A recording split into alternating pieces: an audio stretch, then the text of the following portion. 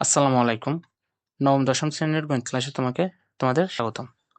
আজকে আমরা করব ত্রিকোণমিতি অনুশীলনী 9.2।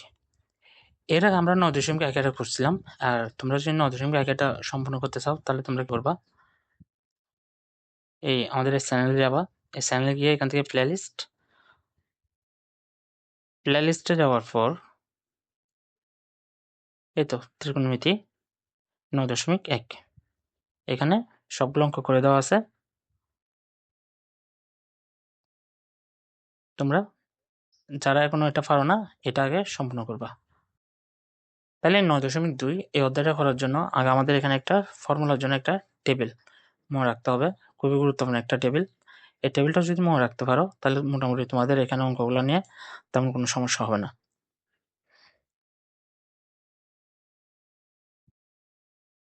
এটা হচ্ছে আমাদের ফর্মুলা টেবিল। এখানে আমাদের 6টা অনুপাত আছে, সাইন, কস, ট্যান, কট, সেক, কোসেক। আর এই 6টা অনুপাতের জন্য 0 degree, 30 degree, 45 degree, 60 degree, 90 degree, প্রত্যেকটা ডিগ্রি একটা একটা করে কি দেওয়া আছে, সূত্র দেওয়া আছে।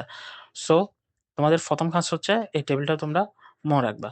এখন টেবিলটা মনে রাখার জন্য এখানে কতগুলা অপশন দিছে এখানে তোমাদের বইয়ে, তোমরা এগুলো দেখতে পারো।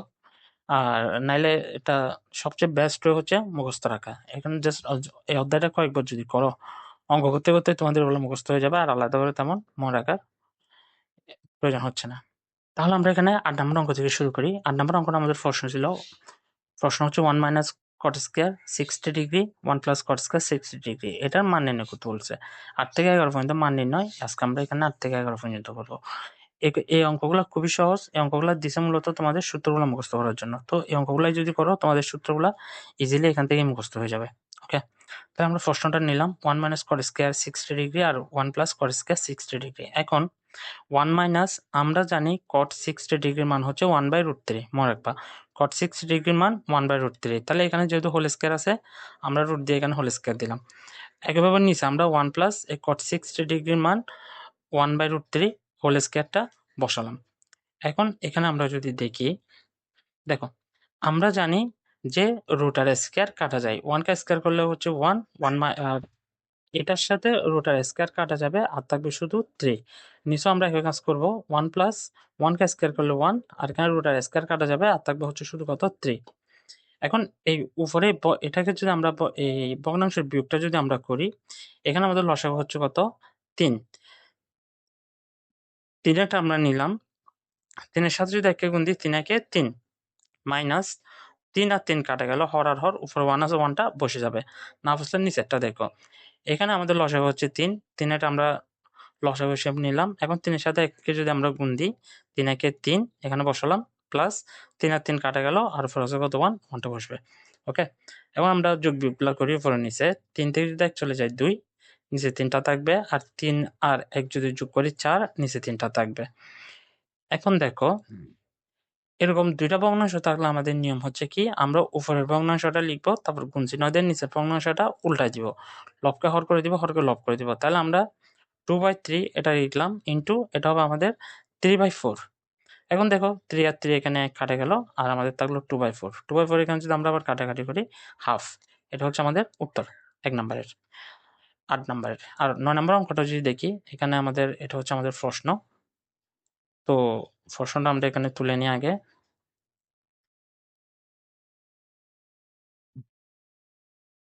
tan 45 degree into sine square 60 degree, tan 30 degree, tan 60 degree. এখন আমরা এখানে মানগুলো বসাই। tan 45 ডিগ্রির মান হচ্ছে 1, এটা মনে রাখবা। tan 45 ডিগ্রির মান cot 45 ডিগ্রির মান, দুটার মান হচ্ছে 1।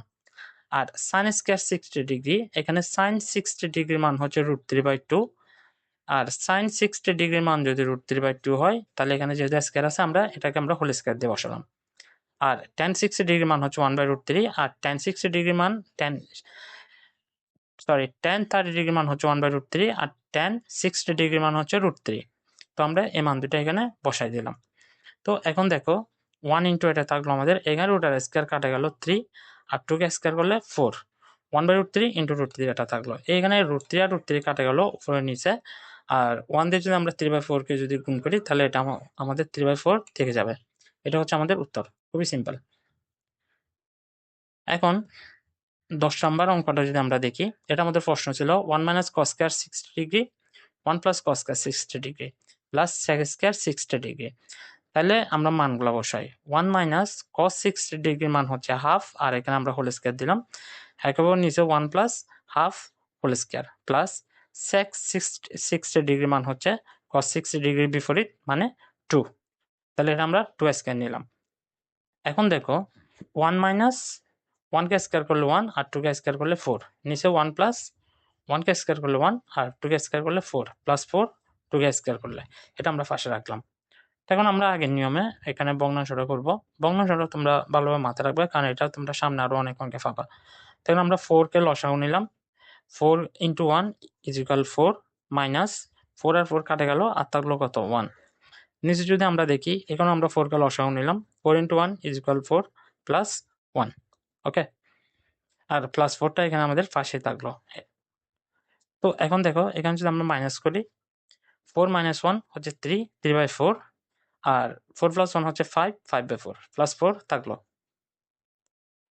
এখন দেখো, এখানে দুইটা ভগ্নাংশ আমরা আগের নিয়মে করব, অর্থাৎ প্রথমটা আমরা লিখবো গুণ চিহ্ন দিয়ে, পরেরটা আমরা উল্টাই দিব। তো 3/4 আমরা লিখলাম, ইন্টু এটা হবে 4/5 প্লাস 5 এটা থাকলো। এখন এখানে আমরা আগে গুণের কাজটা করি। 4 আর 4 আমাদের কাটা গেলো 4 নিচে, আর থাকবে আমাদের 3/5 প্লাস 4।